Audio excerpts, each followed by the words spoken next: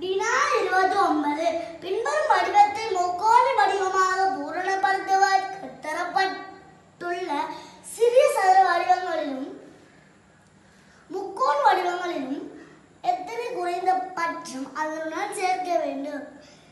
இப்ப பெரிய முக்கோணத்துக்கு எத்தனை குட்டி சதுரங்களும் எத்தனை குட்டி முக்கோணங்களும் தேவை? இப்ப நம்ம முதலாவது விடையில இருந்து பார்ப்போம். ஒரு சதுரமும் 4 முக்கோணங்களும்.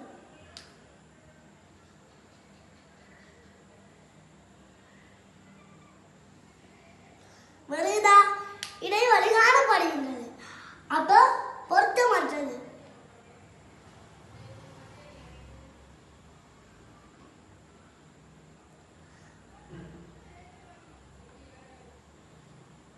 மூணாவது விடை பொருத்தமற்றது.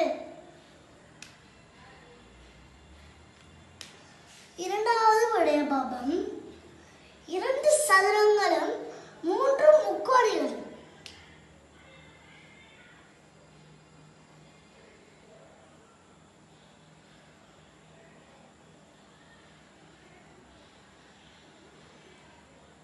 ஒன்று 2 சதுரங்கள் 3 முக்கோணங்கள் வருகிறார்.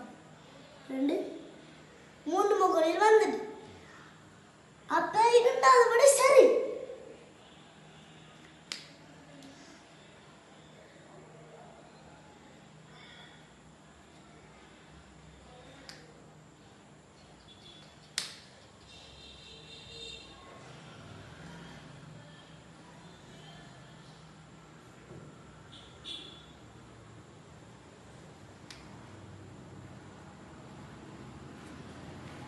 இப்ப மூன்றாவது விடையை பார்க்கணும். அதை பார்ப்போம். 3 சதுரங்களும் 2 முக்கோணங்களும்.